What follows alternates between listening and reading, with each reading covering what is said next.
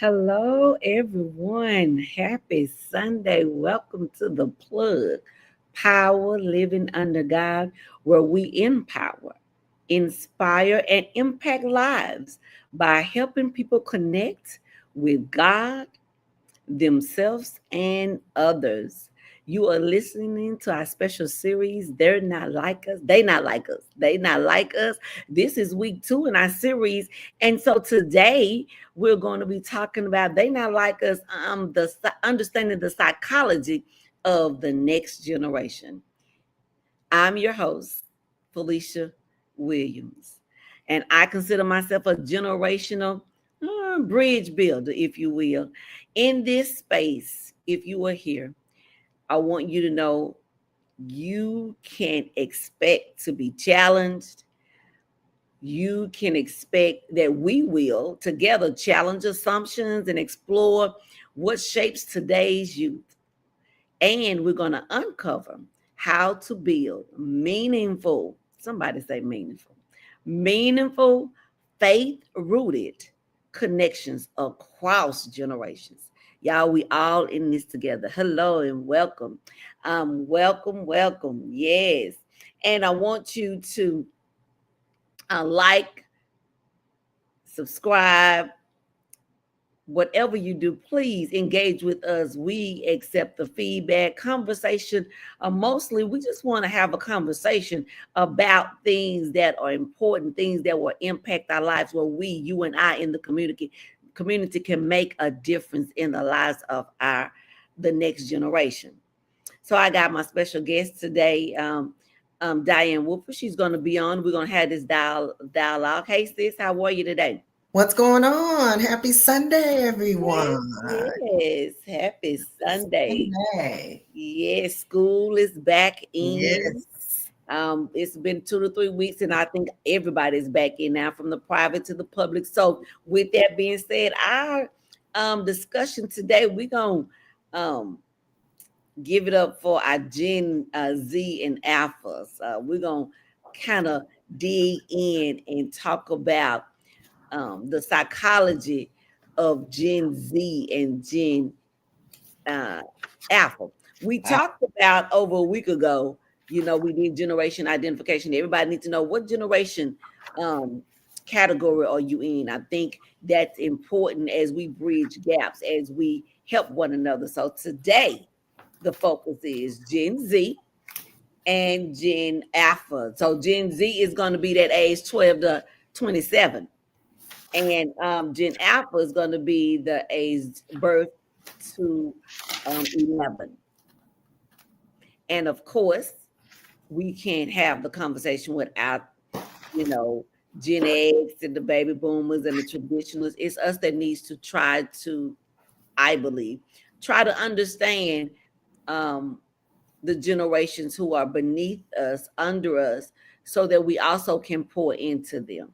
Well, yeah. here on the plug, good evening, Katrina. On the plug, we can't do nothing without God. The G in the plug stands for God, power living under God. So we're gonna pause for the cause, and I am going to offer up a word of prayer. So will y'all join in? Lord, we come right now in the name of Jesus. In that name, there is no other name above that name. And God, we just come thanking you for the opportunity to share on this platform, to have a conversation that will help to increase and develop and grow us and help us to be better connected to the generations beneath us. We know that you love us all and you are the rock of all ages and of every generation. So be in our midst in Jesus' name. Amen. Amen. Amen. Yes. So we're going to start off by first, let's just talk about why is emotional intelligence even important? Emotional intelligence. What is emotional intelligence? Let's just start there. Well, I heard that earlier this week or end of last week, emotional intelligence. I was like, Emotion, oh, yeah, some people are yeah. not emotional intelligent. Some people are not emotional intelligent. I was like, okay, So we educate know me. places. I said, so educate me. How? Okay. So emotional intelligence, we think of the word intelligence, we think of intellectual, um, you know, having the ability um and your cognitive ability to think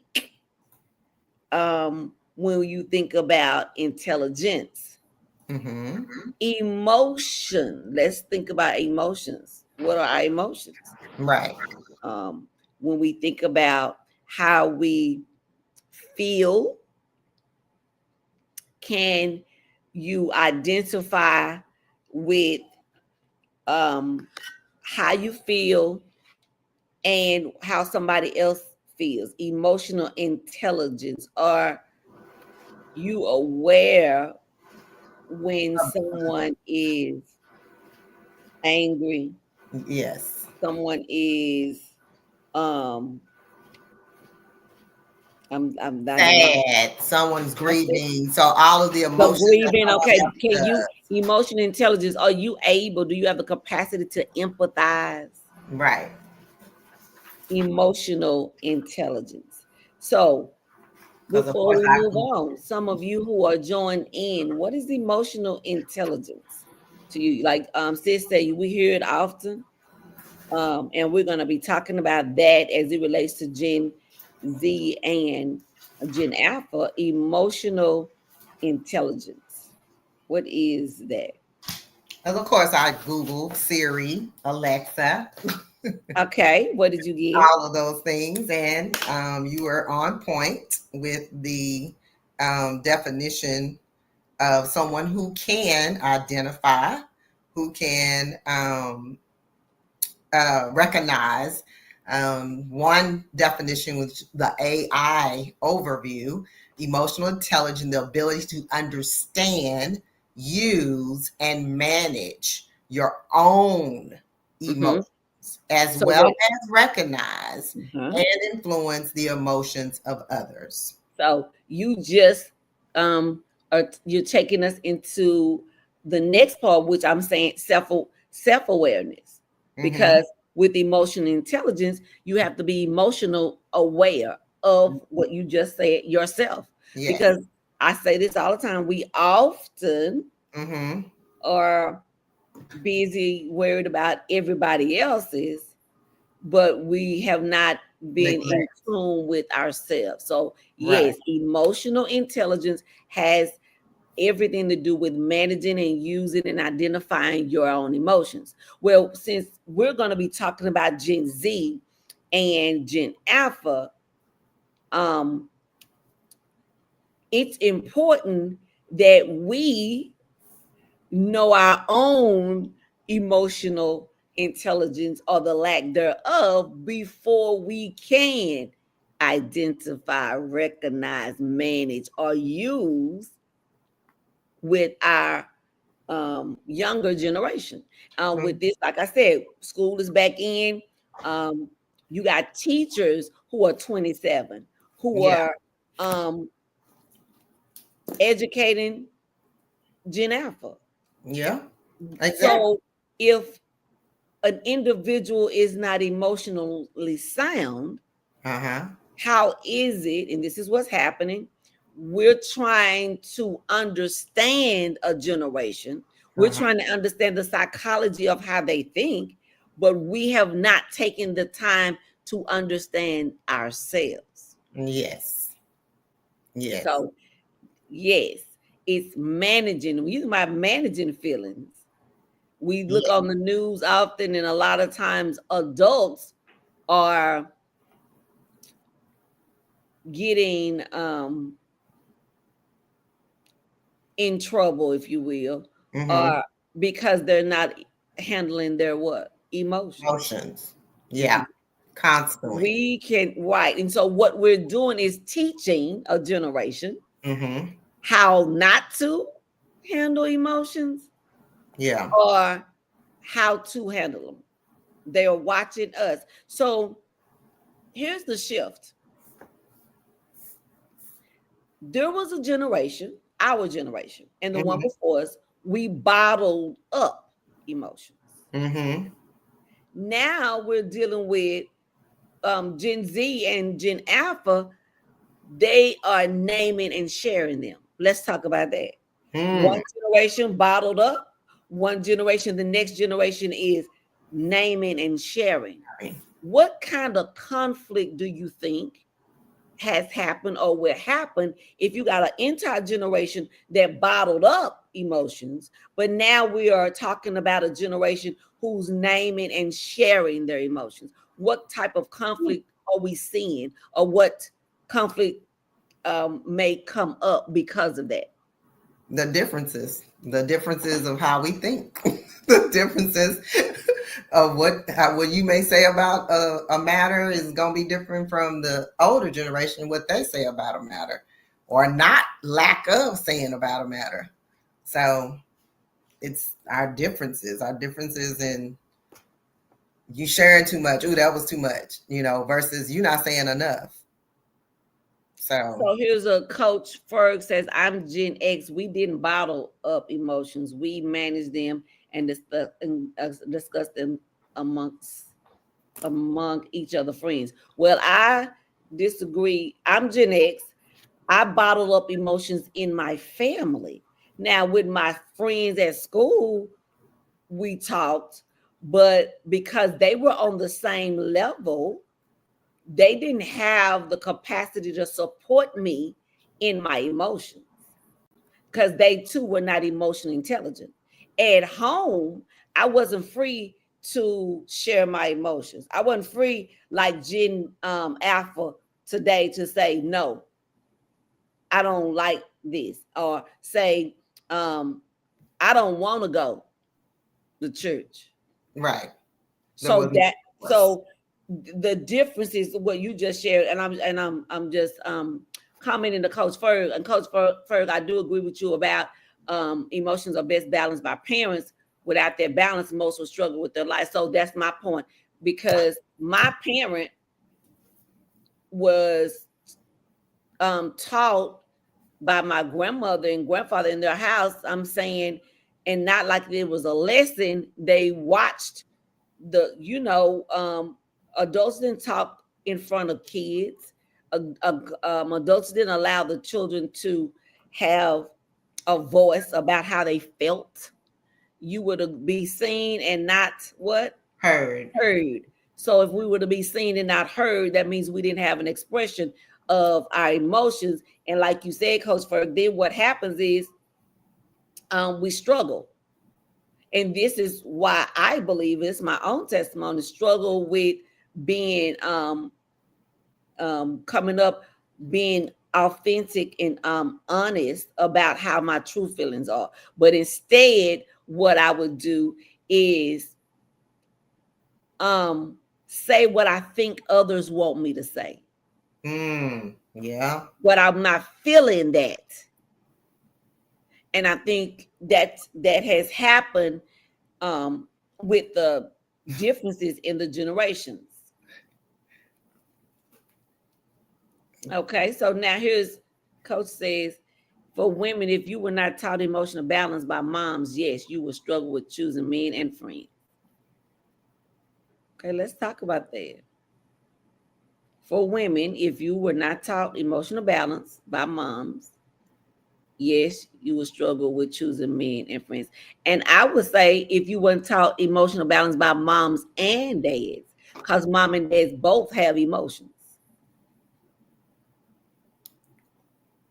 Yes. So we talking about the ship, bottled emotions, naming and sharing our emotions. This generation, the ones that's just going back to school, I'm saying Gen Alpha and Gen Z, teachers, administrators, parents alike are having to be able to identify with children what's going on with their emotions. And we call them this in elementary school, they big emotions. Because it's almost like their emotions are outside of their whole little bodies. How angry they may get. And so if no one is able to meet children or young people where they are to identify what's going on instead of seeing it as, let me give you an example. So if a Gen Alpha 6-year-old, let's say 3, 4, 5, or 6, decides that he or she doesn't want something, and they get angry and begin to destroy things, how should the generation Gen X and baby boomers, how do you think we should respond? So you're saying if they decide to go out and, I'm sorry, do if they decide, okay, so you have a child decides that they want something, you tell them they can't have it. It could be in the school. Oh. They all right. Or and then they decide they decide that they're angry because you told them they couldn't have it. Not whatever, it could be an object, it could be you told them, it could be a school setting. You're not to get in the front of the line. We're gonna let Mary get in front of the line. Okay, so now Joe is angry. Oh, okay. Hold on, Joe. He ain't just angry. Joe gets angry and he starts to kick the desk. How do you think the teacher should address that? If it's emotional, if she's in him or her emotional intelligence. Well, recognizing the student and their emotion at that time, which I've witnessed personally amongst parents.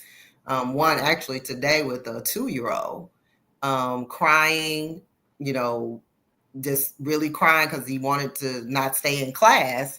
And she got down on his level and told Now, him to right there, breathe. take us slow, sis. Okay. That's good. No, you're good. I just want us to take it slow because as adults, sometimes this is also helping us with emotional intelligence when you're dealing with Gen Z or Gen Alpha. Get down on they what? level, which eye would look level. different for a 2 to a 6, even to 16. Get on their level. What that looks like, you have to have a connection, a relationship to see, get on their level. Okay, Yeah. go ahead, please. So Where getting is on his our translation? level, eye level, um, told him to breathe in, then out. So she was getting control over his breathing because he was crying. And so she was breathe in and out, then spoke to him soft tone, saying, okay, what we're going to do now is we're going to go and sit in a chair and get our lesson for the day. So it was retransitioning his thinking from, oh my God, my mom is leaving me, or I don't want to be here, to get control over your breathing. And let's go to our chair to do our lesson, which I was totally fascinated by, because instantly this 2-year-old stopped crying, got control over his breathing, eye contact, and then proceeded to go to the chair to do the lesson. Where So, back in the day, I'm not getting on your eye level. right, I'm not, I'm going to give you, it was either I'm going to give you a look right. and you knew to go get right, Mm-hmm. or I'm going to start using my weekend language, and or you finna get popped I was or going to say, something. It right. wasn't But none of that. even so, with emotional intelligence, and I love that scenario because that happens, but that also says, which goes back to Coach Ferg mentioning the things happening at home. I'm almost guaranteed that's not the first time that child heard those strategies, those No, steps, right? right. And another thing, there's this generation, people still popping children in their chest and in their mouth, even um on the field. Uh-huh. Yeah, I yeah, said what I said. yeah, On the football fields or in sports, and there shouldn't be any difference in how we approach situations. Every scenario is different, but the approach, getting on someone's level, because we should do that even if you think about it, adults, So let me use this. You shouldn't match an energy of a 2-year-old. We're matching energy for 6 and 7 and 8 and 9, even 16. Don't match energy if the energy that you see is outrage, or that energy seemingly is a child or somebody that's immature and not emotionally intelligent. Don't match the energy. But what you do is get on their level, so to speak, seeing what the concern is. yeah. And you talk about breathing. This is what the mental health therapist is going to do. This is what we do. We talk about breathing. Why? That's mindfulness. That's to help you ground. We're not teaching Gen Z and Gen Alpha something that we're not doing. But going back to what I said in the beginning, we're not able to understand them. They not like us, but we're not able to understand them because we're not tapping into our own emotional intelligence if we haven't, or our emotional awareness. I So agree. um that I, was a great example. So that leads me to how Gen um Z and Gen Alpha, their way to express themselves. The way they express themselves, they get it from where? Social media. They find out, how do I express myself? They what they're viewing online, their games. So they get it from the stage of social media. And when they look at different things, it often causes them to be pressured to be perfect. They're pressured to be perfect. So when they make a mistake, and they will, now I'm angry because I want to be perfect, the best. I can't make a mistake. And that is a lie from the pit of hell. Mm. But we're not talking about that. We're not having those conversations, or let me say this, we're not emotionally sound to pay attention to what's going on, because we quick to just jump in and pop.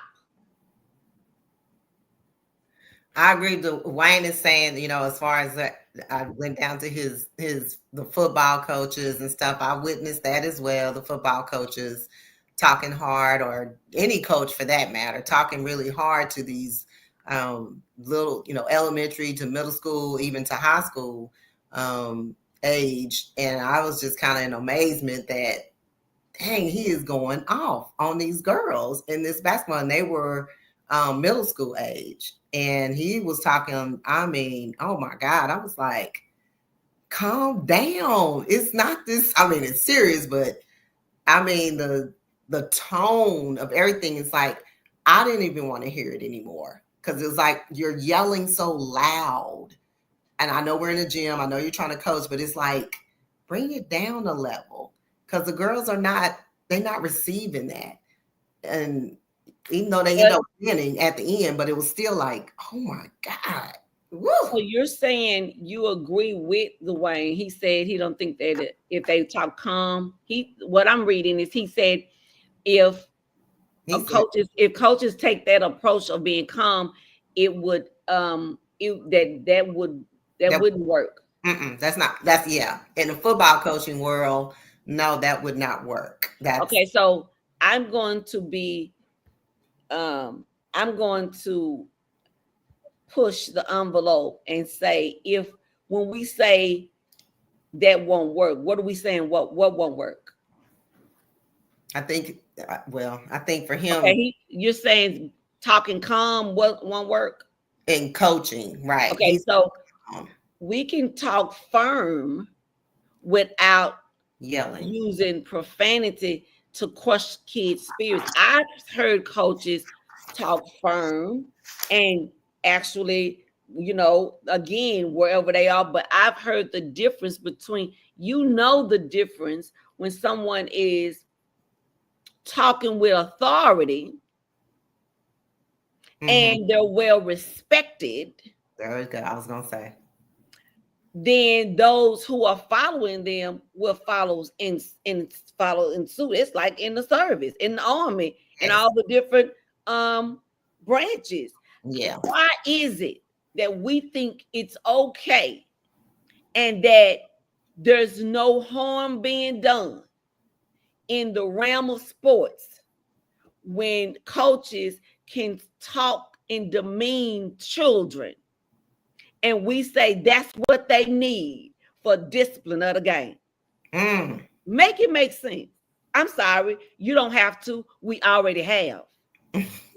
We have made that make sense. And let's slow it down and talk through it slowly. We're saying it's okay and nothing is wrong with it. Children are not emotionally scarred because they're being talked to like they mean nothing. Again, there's a difference between a coach that has authority and they're responsible and they're respected. And then you may say, remember we're talking about generations, that was your generation, right? And here we are, the new generation. What I do know, a lot of children are not playing, or let me keep it real 100 with all y'all. The children who are playing sports, a lot of them, like you don't have the children, that have autism, the children even the boys who have ADHD. It's a lot of our boys that look like you and me. A lot of children who can't handle being screamed at, they don't play the sports because of that. But they want to, but they don't want to be talked to crazy. What's it say? These boys and young men are weak because of women inserting their opinions. I think that's cute, right? Opinions ain't never made nobody weak. Mm. Opinions don't make folk weak. People give opinion all day long. You giving yours right now. I don't think that's making somebody weak though.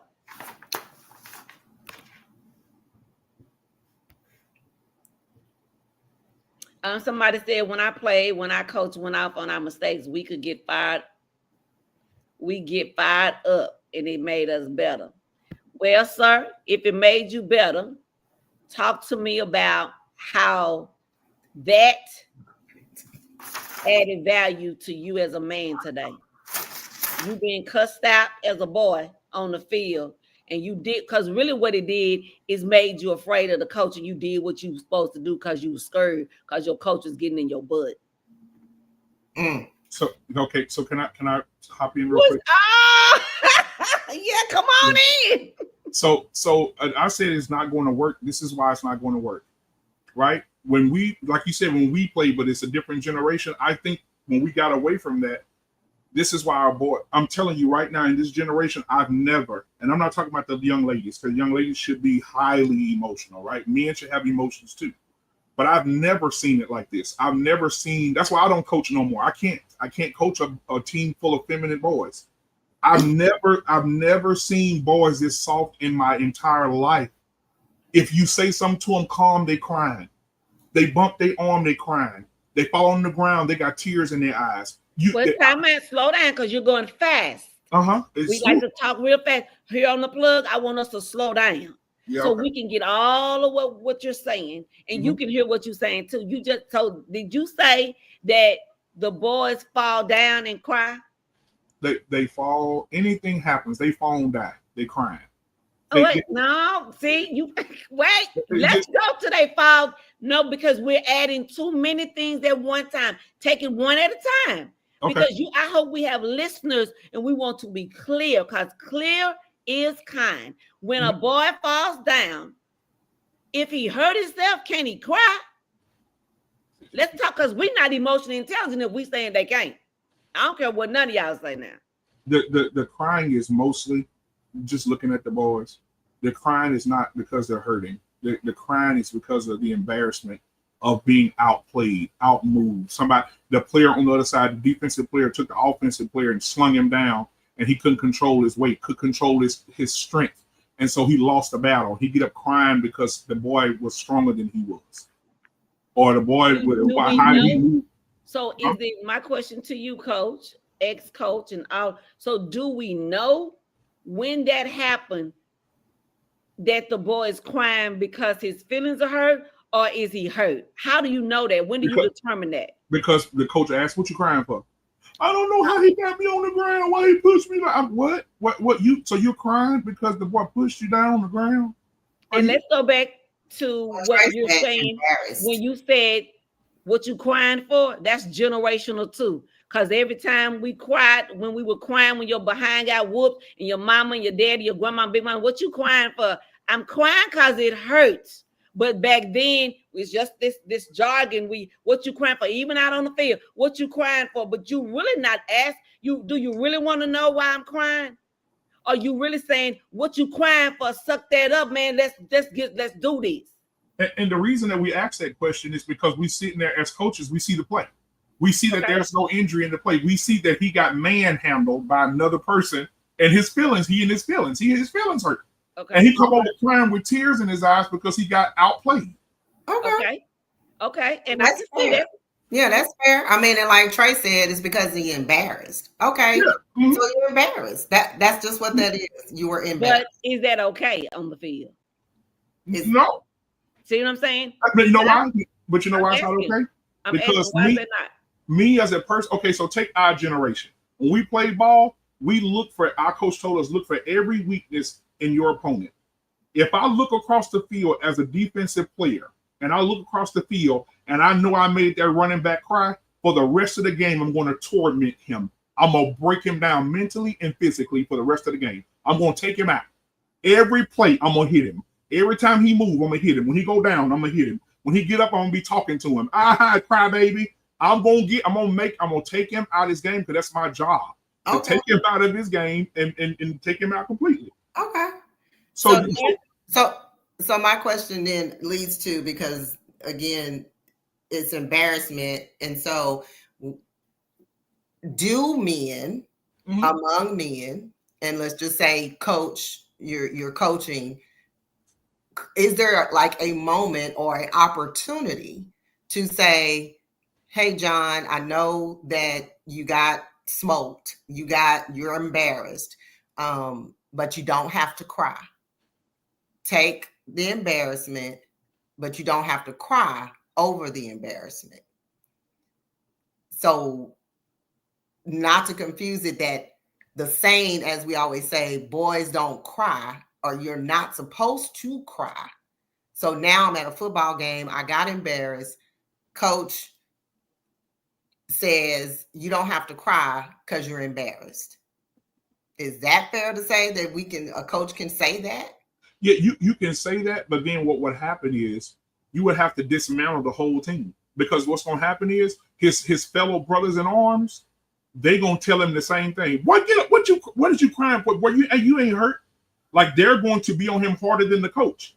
Your teammates, your coach is the last thing you want. Your teammates are going to run you in the ground. If you miss a tackle or you get up crying, your teammates are going to. They're going. Oh yeah, that's what I'm saying though. The teaching moment. Yeah, that's something.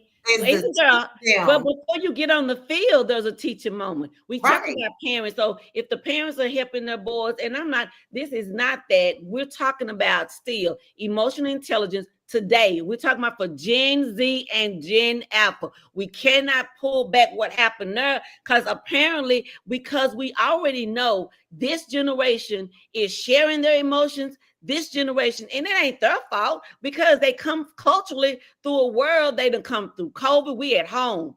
They all the things that have happened in this world, and now they're able, and their self-expression is open, and we should help cultivate it. I'm not saying.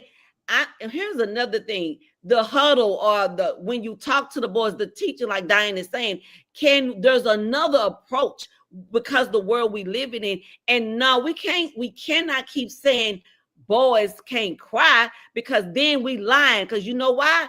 John 11:35 said Jesus wept. So stop making that make sense. If Jesus, who is the Son of God, sovereign, wept in his humanity to show us it's okay, but we talking about boys can't cry. No, we ain't trying to make them. Back then, them words, sissy, you can't make nobody that no way. That's another topic for another day. But if we can get out our own self and really understand your boys. And you said earlier what was happening with you on the field, but your day on the field and today's boy on the field, it should be different. But you're right, it's not. We're using the same tactics from then now, and swear they worked, because we're not being real. Like, here's another thing: if you go to your child's school and your teacher is teaching your child strictly in a wooden desk, no laptop, no AI, pencil, paper, and let's say she, 70, and shout out to my senior saints, no slugs. But I'm saying the phones, you don't want your child being taught using methods that's not working. All I'm saying is, if we're going to be emotionally intelligent, let's look at it from different lenses and not keep putting our own spin on it when we talk about this gender thing and boys, this discipline. So you mean to tell me cussing me out, I mean calling me everything but a child of God, with your grown behind, you standing looking like a giant. And I'm not talking about you, BM. I'm talking about everybody that does it. Literally. Even if it's a woman, if it's me. What do you think children, how do you really think they see you? Now I will say this, because as a coach, one of the other reasons why I don't coach anymore is simple. Because they changed a lot of the rules, right? You can't have practice. You can't hit in pads no more. So you can't get up and do hard hitting in practice no more. You're not preparing the boys for the game, because they softened the game, where They can't tackle hard no more. You can't do all that, whatever. But now, since all that type of coaching and those men who used to get in those boys' faces and put pressure on them to be better and talking to them crazy, when they stop that, because a lot of the schools can't do that no more. A lot of them still do, but when they calm that down, I'm telling you this, and I'm being so honest with you. Right now, these boys are so confused, Felicia. Right now, you're looking at on the football field and you seeing boys coming to the games. Their fingernails are painted. They want to be. They're more feminine in nature now. If you say something to them, they snapping their fingers and throwing their head back like they're a woman. You can't. Back in the day, that was unheard. The men wouldn't even allow the boys to even get you out. You could not come out there with no pink fingernail polish on at no football practice with us. That's external. We're not going to go. That's external. I'm not, because we can go there all day long, and then it'll be a whole no. What I'm saying is emotional intelligence and self-expression that these children have. Mm-hmm. And what I'm saying is different. Back in the day, it was bottled up. Today, it's more prevalent to express themselves. Mm-hmm. And it's for us to understand them. And it ain't just on the football field. We mentioned that. We went from the scenario with sister with Diane talking about the 2-year-old, but it's not just on the field, because from the field, y'all, they got to go to the classroom. And so when I know this, when you do all of that and you stay working on the field, when they come to school, what you created now is an aggressive young boy. And now every place is the field. Do you hear me? This happened to a 6-year-old in an elementary 2 years ago. And thank God for his mom, who was on board, and all of the educators, women and men, trying to help understand him. We first had to destroy our own ideology of what used to be and really figure out what's going on with this baby. Well, this is what was happening. He loved his coach. He wanted to do, because children are vulnerable and weak. Not just like weak, oh, I can't play football because I got my nails painted. I'm talking about weak in their spirit, because ain't nobody speaking life in them. So then they come to school and now they turn the club up. And now teachers, administrators have a hard time because nobody sees it from that perspective. Now it's always the teacher fault or the administrator fault. You don't get to see that your child is in this school, turn the club up, aggression. Where is that coming from? Sometimes it's coming from that field. And I ain't saying every situation is like that. Right. All I'm saying is we have got to do it, approach it another way, and then not identify all the things as, oh, the boys are soft, they like girls, they got this pink, and some of them do. And this, without looking at, that ain't just on the field. That's in every sport. It's it's everywhere. That's on your TV. It's everywhere. It's in your family. So that ain't that right there. That is, we can deal with that, but not today. All I'm asking is, how can we help the boys? And then you said it best. Then you go, and the other guy said, oh, that's why I don't coach no more. So if you lead the game and he lead the game and we lead the game, who gonna go to the game? Who gonna help them? Well, the thing you got what it take. So let me say this, because I want to tell you about this real quick. For research purposes, go to Netflix. There's a series called Friday Night Tights, and it's about young youth football in Texas, right? I'm talking about, they're talking Dallas, Frisco, so on and so forth. And they got all the little league football teams on there, from little baby boys all the way up to this. The coach simply came out. One of the coaches of an organization came out and talked to the parents. They had Parents' Day. He said, listen, I will be hard on your son. He said, because life will be hard on your son. He said, everything that I say to your son, everything that we do to your children here is going to be life lessons for them as men when they grow older. Men need to learn how to handle pressure. They will have tremendous amounts of pressure. He said, if for any reason you want to come out here, run on the field, tell us how to coach, or tell us not to talk to your son a certain way, or do this. He said, I'm going to ask now that you take your child and leave. He said, because I'm going to do things my way. And if I can't do it my way, thank you for coming out. We'll refund you your money for the organization and you can go on. He said, we will not be out here not teaching life lessons or putting pressure on your boys. He said, we will scream, we will holler, we will have moments where we'll be in their face. He said, if this is not something that you can handle, or your child, he said, because we don't need boys out here running around crying and saying, mommy, if you can handle it, take your child now, put him in the car and leave. and that right there, all he did was gave some instructions, his expectations, and we're going to go back to the house, the parents. Like he said, if this is not something you desire, you can take your child from it. Back in the hands of the parents. But this is what I'm going to say. The coach ought not be the first man anyhow to teach life lessons. It should come from the home, but we know we live in a space now. Homes look different. They all dysfunctional, or they not traditional. But whatever it is, it should come from the home. How to fall down and get up, if you will. Or you getting ready to go to the football.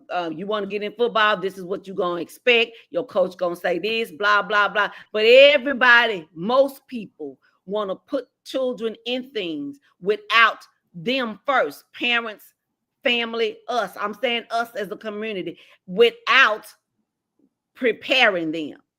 And then charge them when they cry.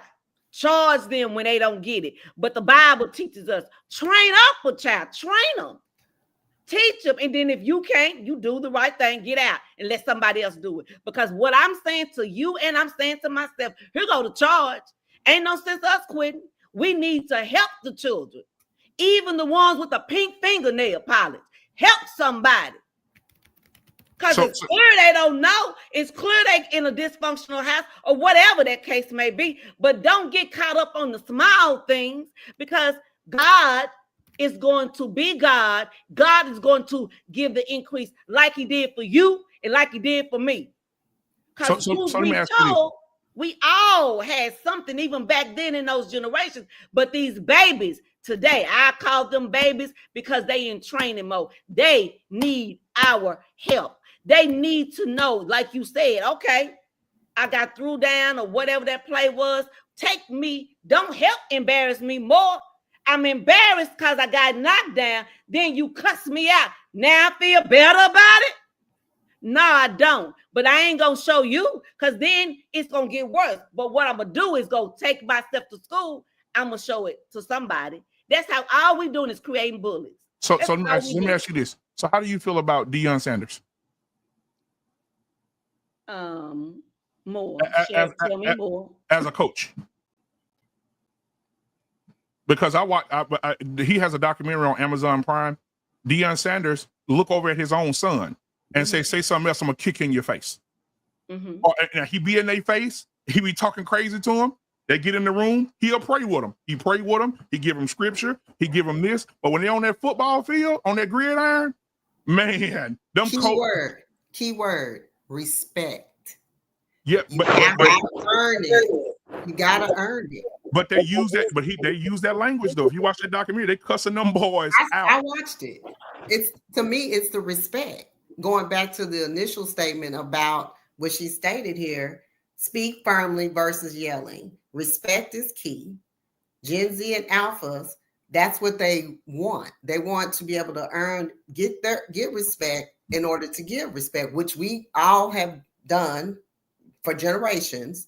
We know you got to give to get, but it's a different way of how we're gaining the respect and giving the respect. So yes, Deion has the respect, not only because of his past and former training and football player and all of that, but also he's gained it from his team. So it's all the respect. Bottom line, it's just the respect to get the relationship, respect to build the relationship. But wasn't he in their lives from the beginning? Well, of course, No, as his I'm talking about father. the team. I'm talking about the team in general, not just his boys. I'm talking about Yeah. the team in general, and that type of coaching from the time they was little bitty boys That's up what I'm until they saying. become adults. All the Yeah. boys that he's really trained. Look at what's the boy name? The dad was in jail. I'm trying to think of his name.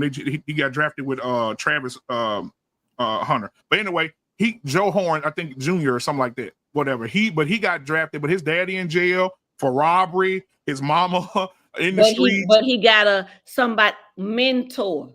Respect go with that. But I'm going, you asked me about Dion and y'all begin to talk about it. I'm gonna slow it down again because I agree.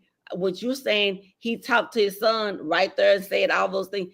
He, the father, talked to his son who's on his team, who he been with his son from the beginning, who he played the game himself, and he has a narrative himself. So all of that plays into what he does because before he got them on the field, he was already in their lives in the field. He already taught them that's not the narrative of most of our boys, don't you know?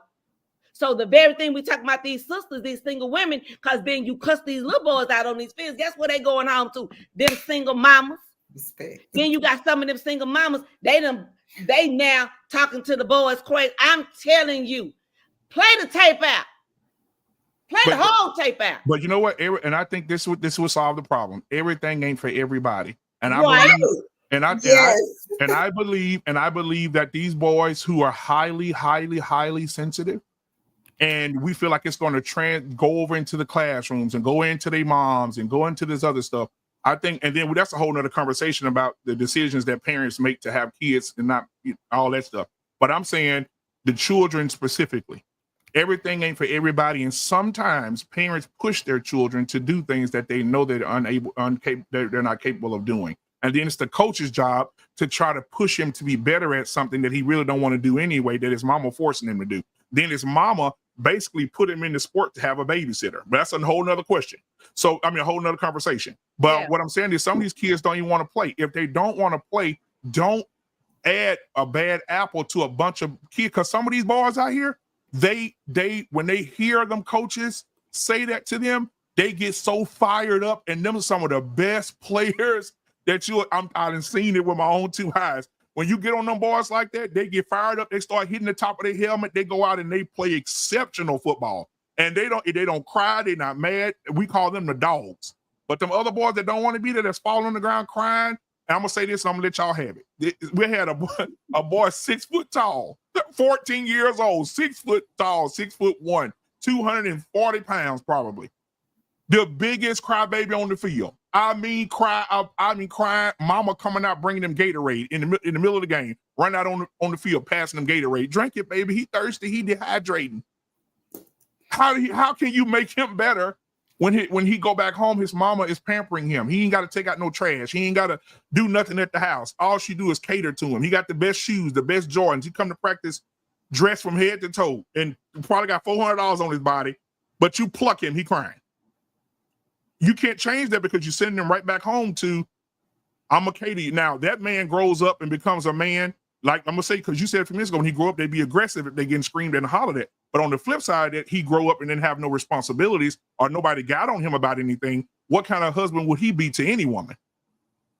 That's the point that I'm making. So he's losing on both sides. He going home, he ain't got to do no work, don't know how to take out trash, don't know how to do nothing. Then he go to the football field, the coach can't say nothing to him. What kind of person he's going to become? We got to figure that out. Where do we draw the line? But that's the extra that's taking out the trash. Let's talk about inside. This is what we're talking about today. But you just said train up a child. He's not getting trained. You train him in his emotions too. You got to train him in his emotions. But you know why? You know why that's obsolete, sir? That's obsolete, sir. Because many of men have grown up. Mm-hmm. Or they men.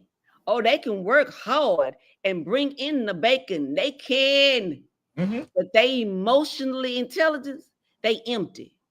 They have none. When I say they have none, they got them. I'm one of them. Hold up.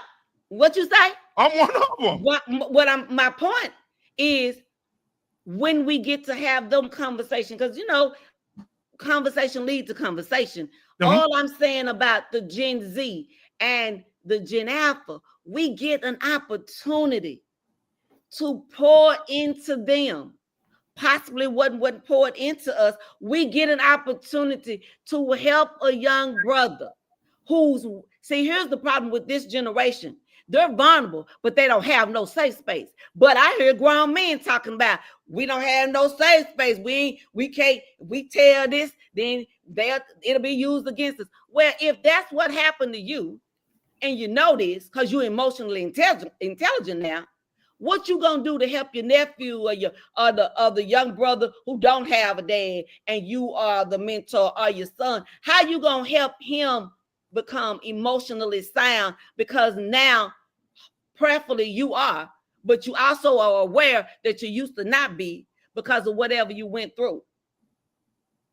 Emotionally intelligence is what our children need. They need to be able to regulate their emotions, but they cannot do that if we don't stop, think, evaluate, then proceed. That's take a step. Take another step forward on behalf of these young boys.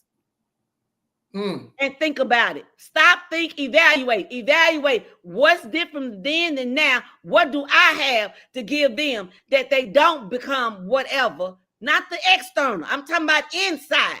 You know, like the movie Inside Out. That's a good one. Because the inside is toe up from the floor up. But we out here got a skill set. We bad. This is how I know. Because then our mental health offices, they're not filled with boys and men. They filled with boys now, though, because mamas and daddies are bringing them. They filled with girls, too. Because girls are in there for their perfectionists. Young. Daddy's expecting the girls to do this. Girl can't even have her own creative mind because she's trying to do it the right way, the way her daddy or her mama wanted to do it. Expectations, perfection over our head. We want them to do things. I'm telling you what I know week to week. So okay, I'll say this, and I'm gonna let y'all have the rest of the show. No, you're not. You said that 15 minutes ago, and it's time to go now. I'm gonna say this. In other, and I'm gonna say this because we see this a lot. And I know you said like parents having expectations for their children. Okay. In our community, that's a bad thing. Don't push your child, let your child have their own mind, let your child go out and figure out what they want to do with their life, right? No. Most of the I'm saying in most cases, but when we go to the doctor and you walk into the doctor, right? Your doctor's appointment, what culture of people do you normally see as doctors? Arab, Indian, white, like you don't see a lot of us, right? Or in the tech world, you don't see a lot of us, right? In those areas. But what I've learned, and one of the guys that we talked to, months ago, what I've learned is, he said, in my culture, I told my parents, I don't want to be no doctor. I said, but you're a doctor. He said, yeah, my parents told me our expectations for you is to be a doctor. If you don't want to be a doctor, we're going to cut you off financially. We're never going to give you another dime because we want to see you succeed. He said he changed his mind and he became a doctor and he's good for it now. Oh man, I'm glad that I became a doctor. I make really good money. I'm not struggling. I'm not poor. He said, but if I wanted to be an artist. I wanted to be a painter. He said, my parents told me you're not doing that. And we're not putting no money toward what you want to do. You're going to be a doctor and that's it. And they push them to do what they want them to do. And they become doctors. That's why the majority of them are making, I'll send it to you. They put the scale up of what they make, the parents that push their kid, what they making versus what our culture is making money wise. And it's a completely difference. Hundreds of thousands of dollars more. These Indian people are making their households, $250,000. Ours, $35,000, $25,000, $53,000. Because it's a difference. BMU. You okay. That's apples and oranges. Doctor, football. Okay. What's the chances? Doctor. Okay. Well, push your baby to be a doctor. Okay. Doctor football. But the gamble is everybody ain't gonna be an NFL player. So teach them something else. That's what you missing the point. I guess I am. That's what I'm saying. Because if my child come to me and say, I want to be an artist, I want to be a painter, and I tell her, no, you ain't finna go get no paint. You ain't finna be painting no canvases. You gonna go to school and be a veterinarian. You gonna go to school and be a nurse or you're gonna be a doctor or something. This is, or you're gonna get into this tech world that's blowing up right now. So you can be successful. You're not doing that. That is frowned upon. But kids, because kids should have their own mind, or we discourage our children. Because some parents, I've heard parents, what do you want to do when you grow up? I want to be a doctor. The mama said, who paying for that? You better try to get you a scholarship. I know I'm not putting it down. I ain't got no money. If you talking about you being no doctor, you better go get you a job and pay for it yourself. So it's either discouraged or, right, the only way some boys get out is by their legs, because we're the most athletic people in the world. We are. Look at the majority of every sport you look at is black men. Yeah. What's the solution? Okay. So next, can we get the circles of influence? Can we just get you to show us so that? As we thank you, BMU, for your input today. We appreciate it, because we here on the floor, we want the feedback, because that's what it's going to take. But at the end of the day, what's the solution? And when we talk about the circle of influence, it leads to even our Gen Z, Gen X, Gen Alphas. We have a circle of influence. And with that being said, it involves your inner circle. That's why this is important. It's how we made up our inner circle, your middle circle, and your outer circle. Every child needs that. So what that looks like emotionally is this. Children need to be self-aware. They need self-management. We mentioned that earlier, to be able to learn how to manage their emotions. Here's the thing: empathy. They need to empathize, show empathy, but they can't do that if they ain't never seen nobody empathize. Social awareness, what's going on around them. Self-expression. You talked about art and create. They do need self-expression. I'm for kids and choice, but boundaries. Yes, parents have to put boundaries on children. We're not saying have them be free, do what they want. You got to know your kid, though. A lot of times what I'm noticing, parents don't know themselves, let alone trying to figure out who their kids are. When I find out who I am, I can better help my children, because then I know their likes and their dislikes. I do this thing often, because remember, I've said this on the show before, you are forever learning your child. Every level they go to, they're growing to. So we got to learn. They used to like vanilla ice cream, now they like chocolate. And it don't happen. I mean, so we have to keep talking, have those conversations. And that's gonna we're talking about communication next week, when we come back on, about they're not like us in how they communicate. But lastly, to relationship skills in everything, not just sports, academics. Let us not be so passionate about sports if we're not just as passionate about academics or social and emotionally. Let us seek to get an understanding to what our children are experiencing. The times that we live in are not like ours. Right. God showed us grace.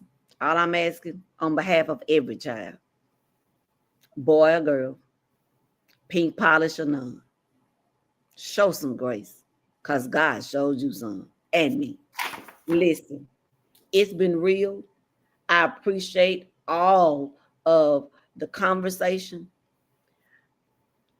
I am an advocate, especially for boys of color, because what I see is so disheartening. When sometimes, don't charge women for being nurturers. Charge yourself. Look yourself in the mirror and ask, what am I doing? It's easy for me to point a finger, because I'm not pointing. I'm asking, what can we do together? What we need to do together. Because the boy needs a man and the boy needs a woman. Period and point blank. That's in the beginning. We can debate all day long. At the end of the day, what shall we do to help every boy, every girl that you and I come in contact in our family? Let's not talk about it. Let's be about it.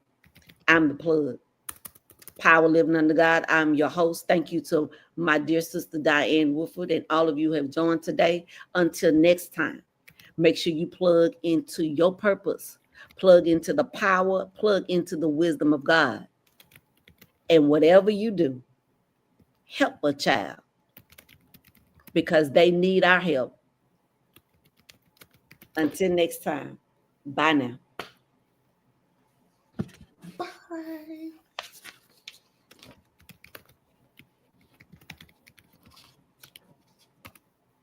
Just want to say I love y'all too. Y'all have a good night. I love you too.